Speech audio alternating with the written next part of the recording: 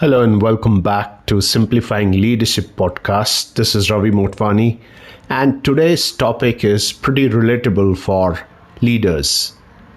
It's leading people who are smarter than you. Now, let me say something that a lot of leaders think, but very few admit out loud. At some point in your career, you will lead people who are smarter than you, right? Smarter technically, smarter in the subject, smarter in the process, smarter in the room. And the moment that happens, something inside you can tighten. You start wondering, will they respect me?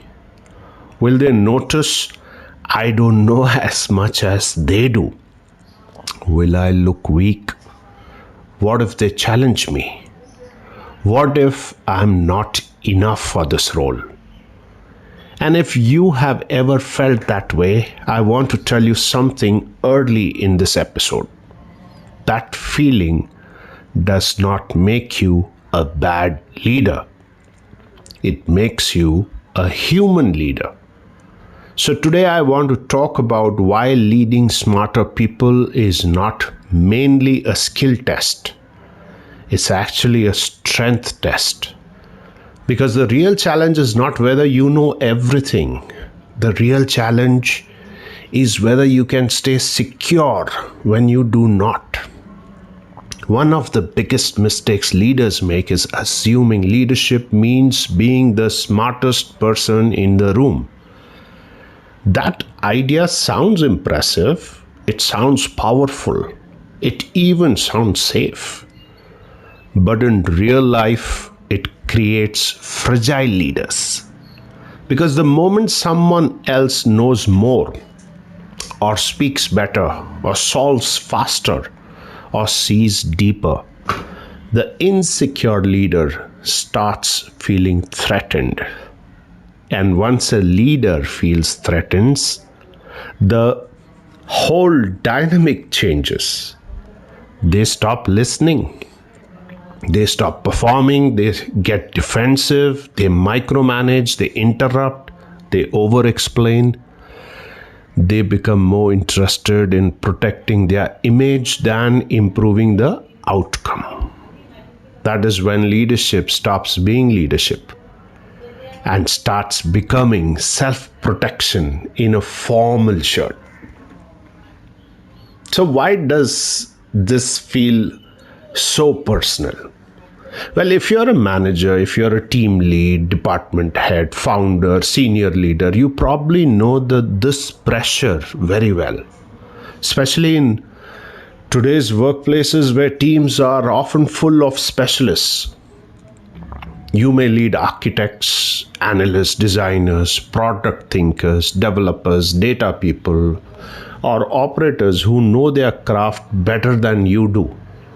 And honestly, they should. That's their job, right? That's not a problem.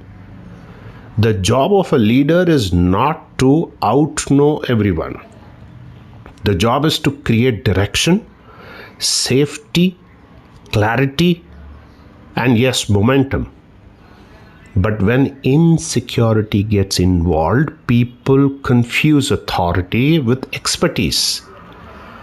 And they think if they are not the most brilliant one, they are not really leading. Now, that belief is one of the fastest ways to weaken a team. Let's talk about the real issue clearly. Leading smarter people does not expose a skill gap first. It exposes a self-worth gap first. That is why insecurity is a strength issue. It's not just a skill issue. Because sometimes the leader actually does not have enough experience. That's okay. They have enough context. They have enough judgment. They have enough leadership ability. But emotionally, they still feel small. And when that happens, the problem is not knowledge. The problem is inner stability. You can teach a leader process. You can teach them delegation. You can teach them communication. You can even teach them strategy. But if they are internally fragile, they will still react badly when someone else shines brighter than them. So what does insecurity look like? Well, insecurity in leadership does not always look dramatic. Sometimes it looks very polished.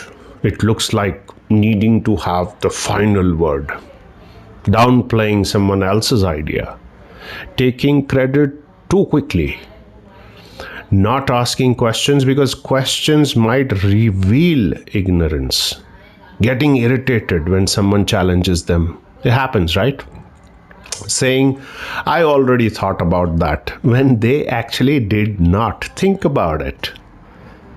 Avoiding people who are too sharp, promoting agreeable people instead of excellent people, the guys who keep saying yes sir, yes sir. And the sad part is the team feels it immediately. People may not say it in the meeting, but they feel when a leader is competing instead of leading.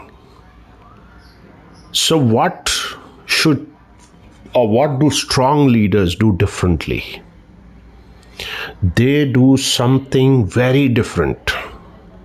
They do not become smaller when someone else becomes bigger. They become steadier. They stop asking, do I know more than them? They start asking, how do I help this brilliance move in the right direction? That shift, it changes everything. Because once the leader stops competing with the team starts giving more. People become more honest, more creative, more willing to challenge ideas, more willing to bring their best thinking forward. And that is how high trust teams are built. Not by ego, my friend, but by emotional safety. Let's take a relatable example for you, okay? Imagine this. You're leading a team meeting. One person on your team has sharper technical depth than you. Another person sees patterns faster than you. Another person is probably better at presenting than you. Another person has more client experience than you. Now, if you are insecure in that room, the room will feel like a threat, right? But if you're secure, this room feels like an asset. Because then your thought is not, how do I look strong here? Your thought becomes, how do I bring out the best in this room? That is the difference between fragile leadership and mature leadership. The best leaders understand a simple truth. You do not need to be the best at everything to lead well. I'll repeat that again for you. You do not need to be the best at everything to lead well. You need to know what matters, what direction to set, what questions to ask, when to listen, when to decide, when to step back, and when to let expertise win. Leadership is not a contest of intelligence. It's an orchestration of intelligence. That means your job is not to dominate the room. Your job is to connect the room. And I would like to now talk about ego, because ego is often where insecurity hides. Ego tells you, if I don't know the answer, I will lose respect. If someone else is stronger, I become less important.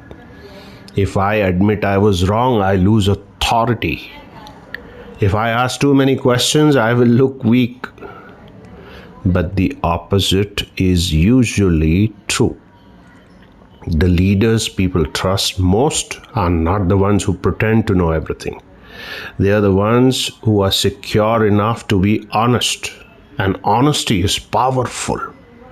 When a leader says, you know this area better than I do, so I want your input, that leader will never lose respect. They will gain it. So what does strength actually look like here? Well, strength to me looks like staying calm when someone challenges you, not feeling diminished by someone else's brilliance, being able to say, I don't know, but let's figure it out, giving credit freely, generously, asking great questions, creating room for expertise, being decisive without being defensive. That kind of strength is not loud. It does not need to announce itself, but it is deeply felt by the team. People do not follow leaders because of title. They follow leaders because of emotional reliability. They want to know, will this person panic when things get hard?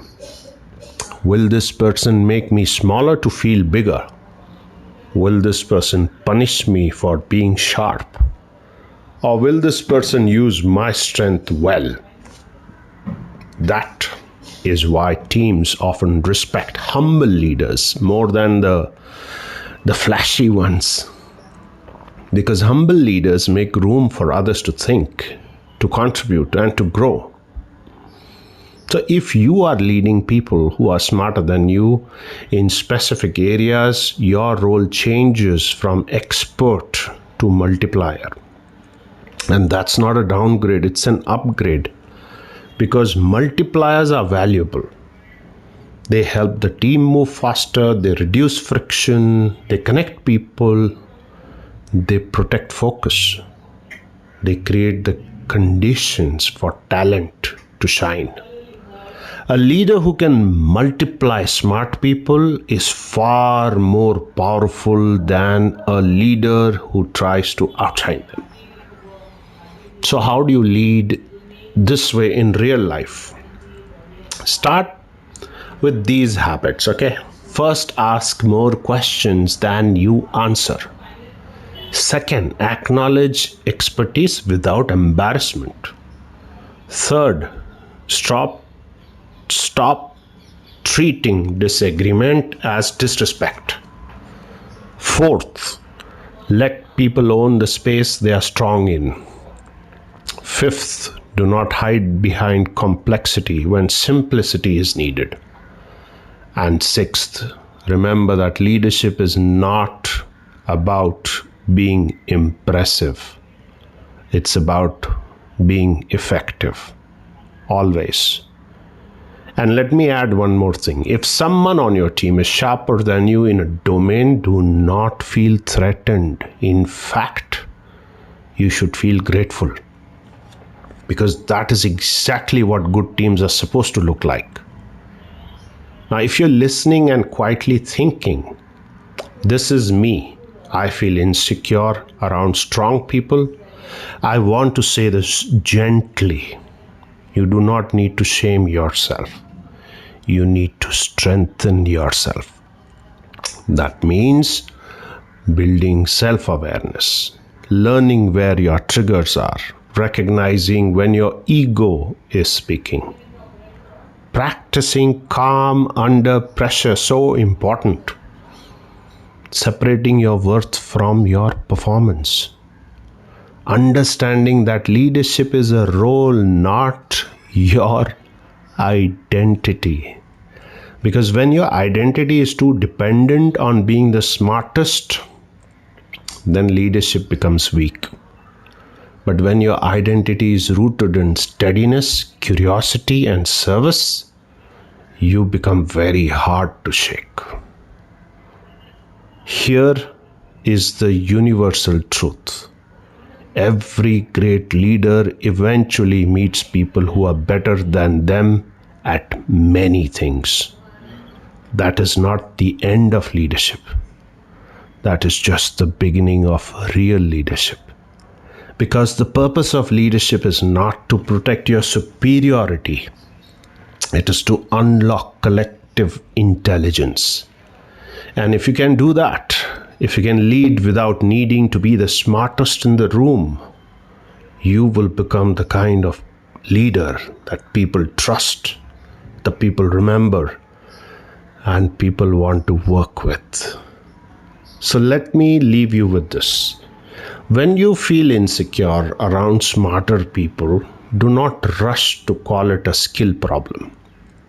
First, ask whether it's a strength problem. Can you stay grounded? Can you stay open?